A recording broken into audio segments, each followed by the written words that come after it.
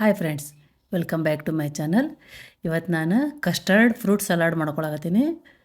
ಬರ್ರಿ ಅದನ್ನು ಹೆಂಗೆ ಮಾಡೋದಂತ ನೋಡ್ಕೊಂಬರೋಣ. ನಾನು ಅರ್ಧ ಲೀಟರ್ ಹಾಲಿಗೆ ಕಸ್ಟರ್ಡ್ ಮಾಡ್ಕೊಳಕತ್ತೀನಿ. ಈಗ ಅದನ್ನು ಒಂದು ಪ್ಯಾನಿಗೆ ಹಾಲು ಹಾಕ್ಕೋಬೇಕು. ಹಾಲು ಹಾಕ್ಕೊಂಡು ಸ್ವಲ್ಪ ಉಗುರು ಬೆಚ್ಚಗೆ ಇದ್ದಾಗ ಒಂದು ಸ್ವಲ್ಪ ಹಾಲು ಒಂದು ಸಣ್ಣ ಬೌಲಿಗೆ ತಗೋಬೇಕು. ತಗೊಂಡು ಒಂದು 3 ಟೇಬಲ್ ಸ್ಪೂನಷ್ಟು ಕಸ್ಟರ್ಡ್ ಪೌಡ್ರ್ ಮಿಕ್ಸ್ ಮಾಡ್ಕೋಬೇಕು. ನಾನಿಲ್ಲಿ 3 ಟೇಬಲ್ ಸ್ಪೂನ್ ತೊಗೊಂಡಿನಿ. ನಿಮಗೆ ಬೇಕಾದ್ರೆ ಹೆಚ್ಚು ಕಡಿಮೆ ಮಾಡ್ಕೋಬೋದು. ಜಾಸ್ತಿ ತಿಕ್ಕಬೇಕಂತಂದ್ರೆ ಒಂದು 5 ಟೇಬಲ್ ಸ್ಪೂನಷ್ಟು ಹಾಕೋರಿ. ಈಗ ಗಂಟಿರ್ಲಾರ್ದಂಗೆ ಅದನ್ನು ಚೆಂದಾಗಿ ಕಲಿಸ್ಕೋಬೇಕು. ಉಗುರು ಬೆಚ್ಚಗಿನ ಹಾಲೊಳಗೆ ಕಲಿಸ್ಕೊಬಿಡ್ದು. ಉದ್ದೇಶ ಇದು ಜಲ್ದಿನ ಮಿಕ್ಸ್ ಆಗುತ್ತೆ. ತನ್ನ ಹಾಲಿನೊಳಗೆ ಕಲಗಿಸ್ಕೊಂಡ್ರೆ ಸ್ವಲ್ಪ ಲೇಟ್ ಆಗುತ್ತೆ ಮಿಕ್ಸ್ ಆಗೋದು. ಇವಾಗ ಹಾಲು ಕುದಿಯಾಕತ್ತವು. ಅದಕ್ಕೆ ಒಂದು 4 ಟೇಬಲ್ ಸ್ಪೂನಷ್ಟು ಸಕ್ಕರೆ ಹಾಕೋಬೇಕು.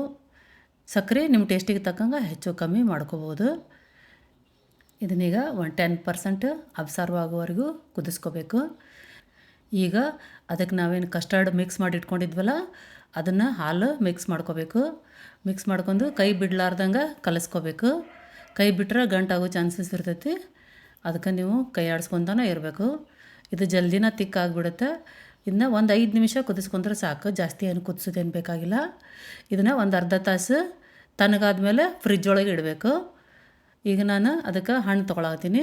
ಬಾಳೆಹಣ್ಣು, ಸೇಬು ಹಣ್ಣು, ಮಾವಿನ ಹಣ್ಣು ಮತ್ತು ಪೇರು ಹಣ್ಣು, ಸ್ವಲ್ಪ ದ್ರಾಕ್ಷಿ ತೊಗೊಳತ್ತೀನಿ. ನಿಮ್ಗೆ ಯಾವ ಹಣ್ಣು ಬೇಕಾಗುತ್ತೋ ಆ ಹಣ್ಣು ತೊಗೋಬೋದು. ಒಂದು ಹಣ್ಣು ಅವಾಯ್ಡ್ ಮಾಡಬೇಕು ಯಾವುದಂತಂದ್ರೆ ಕಲ್ಲಂಗಡಿ ಅವಾಯ್ಡ್ ಮಾಡಬೇಕು.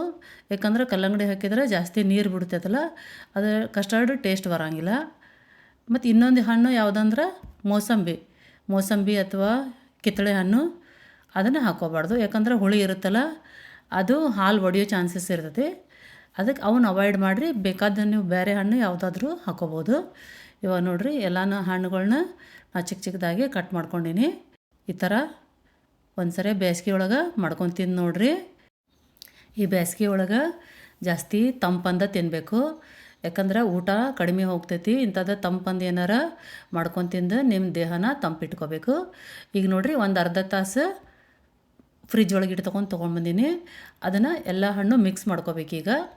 ಎಲ್ಲ ಹಣ್ಣು ಮಿಕ್ಸ್ ಮಾಡ್ಕೊಂಡು ಇನ್ನೊಂದು ಅರ್ಧ ತಾಸು ಮತ್ತು ಫ್ರಿಜ್ ಒಳಗೆ ಇಡಬೇಕು. ಯಾಕಂದ್ರೆ ಹಣ್ಣುಗಳೆಲ್ಲ ಮಿಕ್ಸ್ ಮಾಡ್ಕೊಂಡಿರ್ತೀವಲ್ಲ, ಇನ್ನೊಂದು ಸ್ವಲ್ಪ ತಂಪಾಗಬೇಕು.